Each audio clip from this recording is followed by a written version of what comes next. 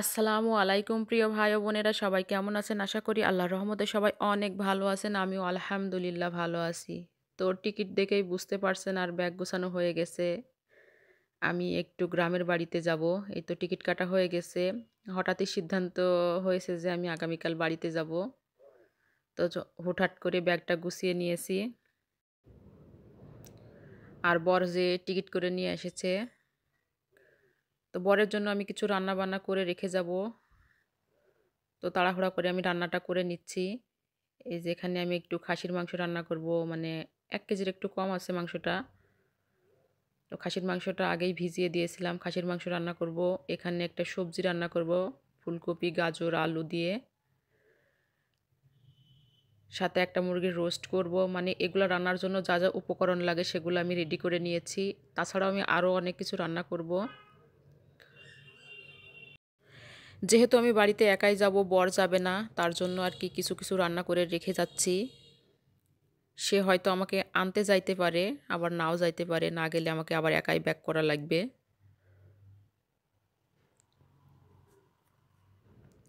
তো প্রথমে এখানে আমি একটু রোস্টটা হালকা করে ভেজে নিয়েছি। আমি এখানে একটা মুরগির রোস্ট করে রেখে যাব। ও পোলাওয়ের সঙ্গে রোস্টটা খেতে বেশি পছন্দ করে।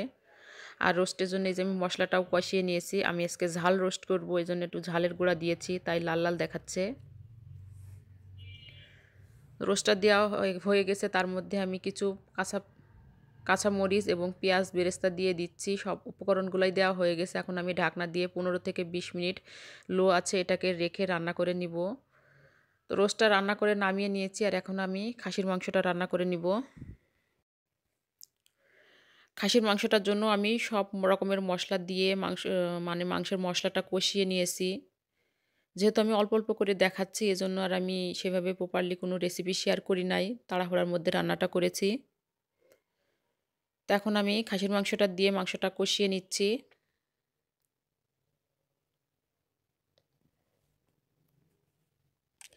ঢাকনা দিয়ে বেশ খানিকক্ষণ সময় নিয়ে আমি মাংসটা রান্না করে নিয়েছি। অনেকটাই কষানো হয়ে গেছে। তো এই মাংসটা কষাতে কষাতে আমি গরুর মাংস ভিজিয়ে দিয়েছি, পোলার চাউল বের করে নিয়েছি। এই মাংসটা প্রায় রান্না হয়ে গেছে। এটা নামিয়ে এখন আমি সবজিটা করে নিব।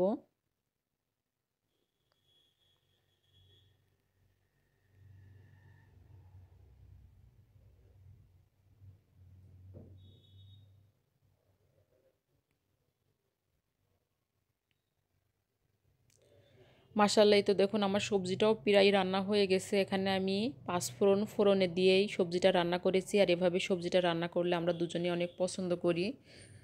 এ তো গরুর মাংসটা ভিজিয়ে দিয়েছি, গরুর মাংসের পেঁয়াজ কেটে নিয়েছি, পোলার চাউল বের করে নিয়েছি। আর এই যে ধনিয়া পাতা দিয়ে আমি এখন সবজিটা নাড়াচাড়া করে নামিয়ে নিব।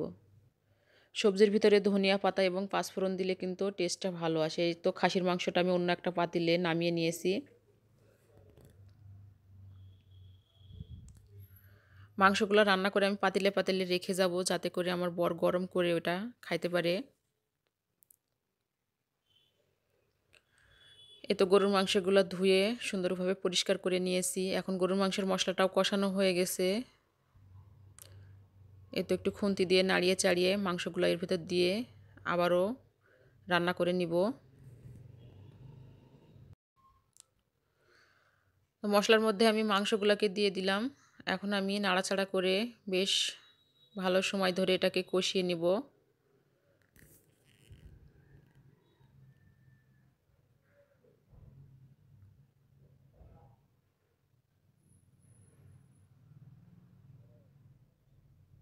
তো ঢাকনা দিয়ে ঢেকে ঢেকে অনেকক্ষণ ধরে কষানো হয়ে গেছে আমার। এই যে আর একটু কষাবো। আর এই পাশ থেকে আমি পোলার চাউলটা ধুয়ে পানি ঝরাতে দিয়েছি।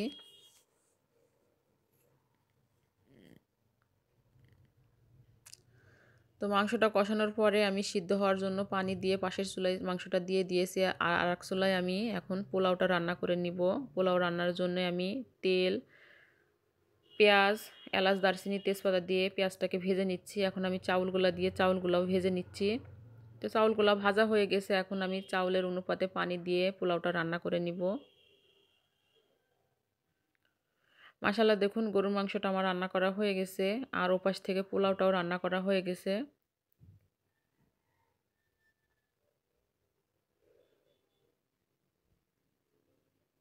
এই যে পোলাওটা খুব সুন্দরভাবে রান্না করা হয়ে গেছে, ঝরঝরে হবে পোলাওটা।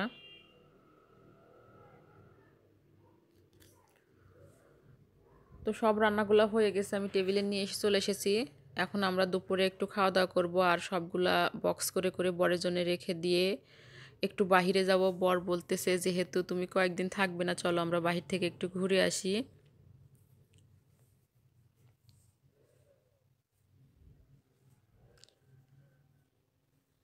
রান্নাগুলো কিন্তু মাশাল্লাহ অনেক টেস্ট হয়েছিল।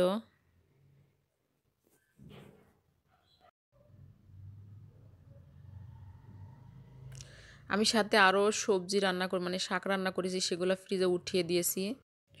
সব রান্নাগুলো ফ্রিজে উঠিয়ে দেওয়ার পরে মনে হলো যে কয়েকটা ডিমও রান্না করে দিয়ে যায়। তারপর ঝটপট আমি ডিম সিদ্ধ দিয়ে এভাবে পেঁয়াজ দিয়ে দো পেঁয়াজা করে কয়েকটা ডিম রান্না করে দিয়ে এই যে বক্সে উঠিয়ে নিয়েছি। মাশাল্লাহ এই ডিমের রেসিপিটা খেতে কিন্তু অসাধারণ লাগে। তো তারপর আমরা চলে গেছিলাম বাহিরে। বাহিরে বেশ কিছুক্ষণ সময় আমরা রিকশায় ঘোরাঘুরি করে তারপরে এই যে পার্কের মধ্যে চলে এসেছি। মাশাআল্লাহ এই ফুলটা কিন্তু অনেক সুন্দর লেগেছে, তাই ভাবলাম আপনাদের সাথে একটু শেয়ার করি। আর আপনাদের কাছ থেকে আমি এখানে বিদায় নিয়ে নিচ্ছি। দোয়া করি সবাই ভালো থাকেন, সুস্থ থাকেন। আল্লাহ হাফেজ।